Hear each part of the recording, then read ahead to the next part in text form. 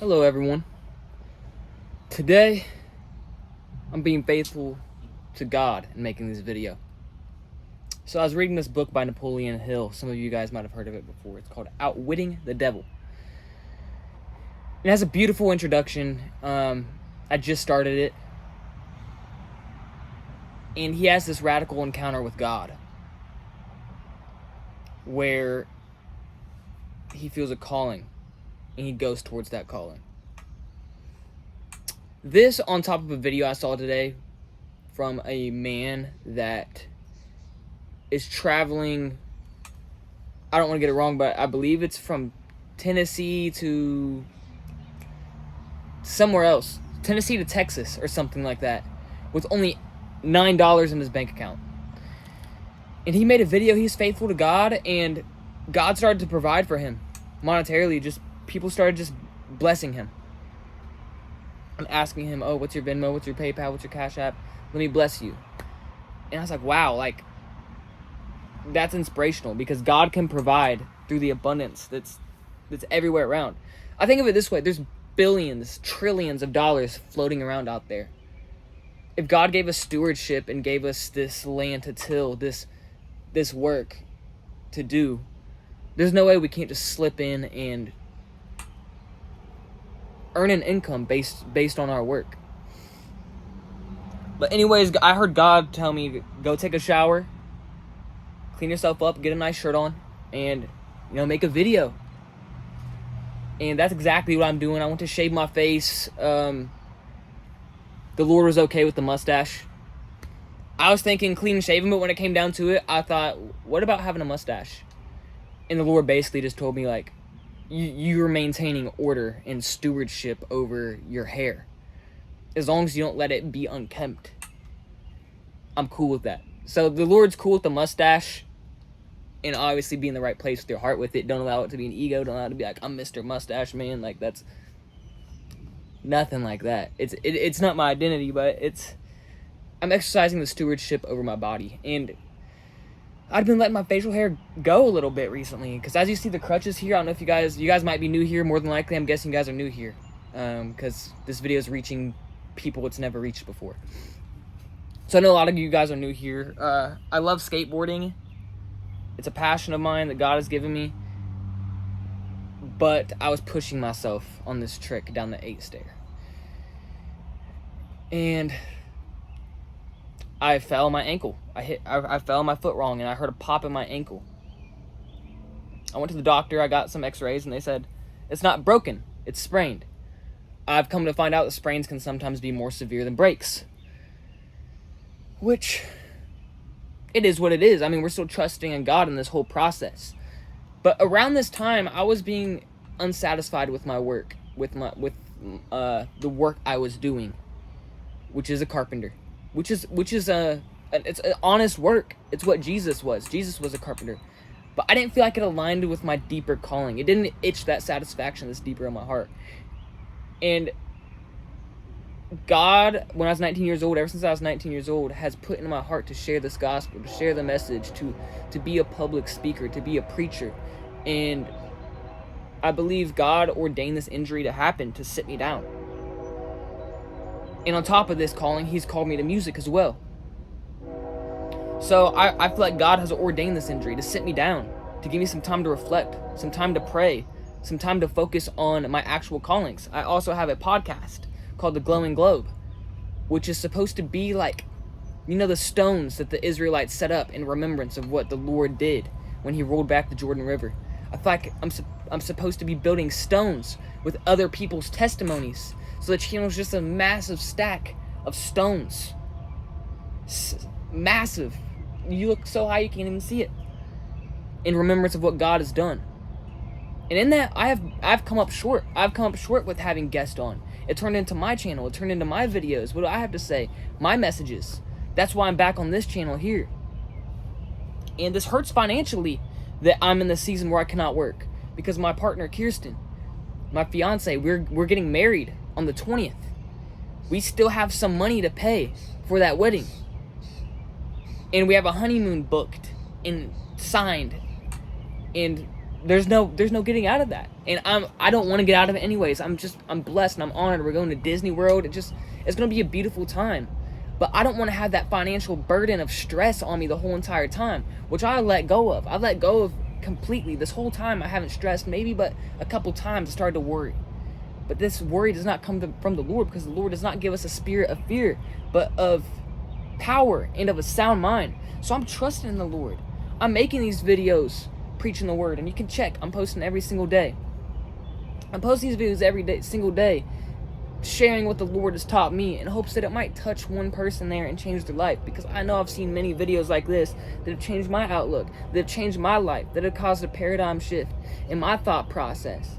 But I just don't know if we can make the ends meet with what I have in my bank account right now. I'm not going to disclose the information, but with the bills that we have coming up, with the wedding, with the honeymoon, with me not working, and I applied for short-term disability. I don't know if that will be granted or not due to the incident that occurred, but I'm trusting in God in this process. And I released my first ever song. I'll link it down below. If I remember, I will link it down below. It's titled Lust, and it's under the name Knitted Martian. This is the Instagram account I've had for years, and about 5 years now, I'd say. 5 years I've had the Knitted Martian. No, Knitted Martian as my Instagram account. I decided let's release music under that same moniker.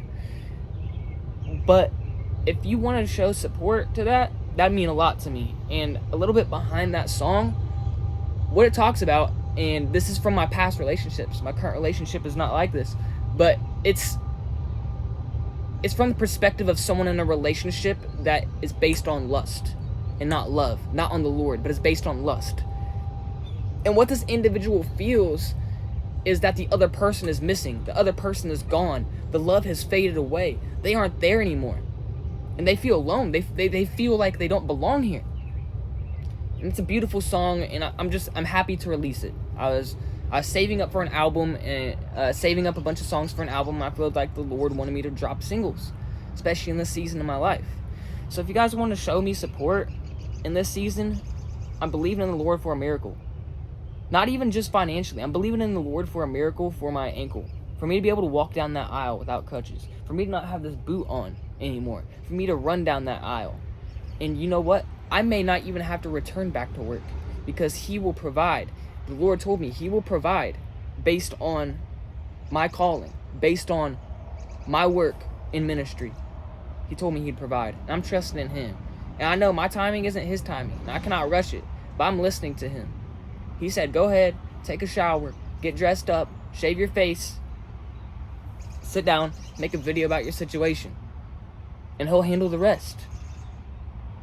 You know, this might just gain me some subscribers and supporters, and that's completely fine. I don't expect anything from anyone out of this. But the best way you could show support to me is if you click that subscribe button, you click that like button below, and you walk through this journey with me. And the Lord has placed a lot in front of me, and I'm grateful for this time. It is a time where the future is uncertain, but it always is, because faith starts with a step. Faith doesn't start with seeing the outcome, because if you saw the outcome and then you took the step, that doesn't make any sense, because we live by faith. We live not by sight. So when we take a step towards our dreams, we take a step towards our goals, we take a step towards what God has called us towards. We're taking a step in the dark. We're taking a step towards adventure. Like Abraham was called out of his homeland. He was called to take a step into the unknown. He was called to take a step to go towards the promised land. And God promised him. God said, I will multiply thy seed more than the sand on the earth, more than the stars in the heavens. So I'm trusting in God to do the exact same thing for me. And I want to urge you guys to do the exact same thing as Abraham, as me, as anyone who took a step of faith. Take that step of faith. Take that leap of faith, because you only live one time. God has called you to a specific thing to see that out. And trust me, it'll be discouraging, and I'm struggling this as well. I can't speak on this from a point of having achieved, because I haven't achieved anything. I'm not worthy of anything. He's the only one worthy. The Lamb is the only one worthy of our praise. The Lamb is the only one worthy of it all, of all we have to offer. So I haven't succeeded in my own eyes. I'm only taking a step and doing what the Lord has called me.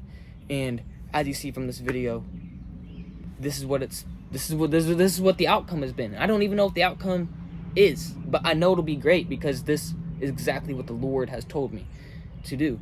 Now, I don't know what title he wants me to title it. That's something I briefly thought of, and he's like, no, don't think about that right now. We'll come to that later. And he's like, don't check your phone either. I was like, all right, I'm going straight here, and I'm clicking record.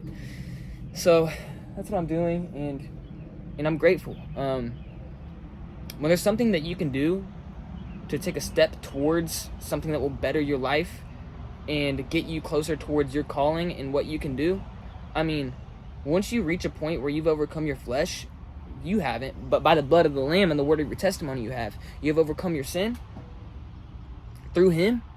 You get to the point where you think, okay, I can do something with my life. What does God want me to do? And you might as well think of the most comprehensible thing that you can do to positively impact the world. The greatest thing that you can possibly do to impact the world. And go for that. The impact that you have on others, because that's the only thing that will fulfill that. You won't be able to fulfill it by any amount of money. You won't be able to fulfill it with any amount of happiness, with any amount of pleasure, because happiness is fleeting. Happiness is gone like a dust in the wind. But what endures forever is his glory. His glory endures forever, and the joy that I have from making this video, just, it's beautiful to me. I've always grown up watching YouTube, and I thought it'd be great to be a YouTuber. Me and my cousin Macy, I don't know if you're watching this, shout out, I love you, we need to talk more. But shout out to Macy. Me and her made a YouTube channel when we were really young, like 6, 7, 8, 9 years old, something around there. I don't know her exact age. Maybe it's a little bit older than that. I don't know. 11. I don't know. But anyways, we decided to make music videos, like our own little music videos, running around, dancing around, and we're like Jane and Productions. And it's just really cool when you can sit back and you can see that you became exactly, and you're still becoming, you never fully become, but you are exactly what you envisioned to be when you were a kid at one point. The younger version of yourself would look at you and say, wow, like, you're doing the thing. And I remember I used to always think skateboarding was cool.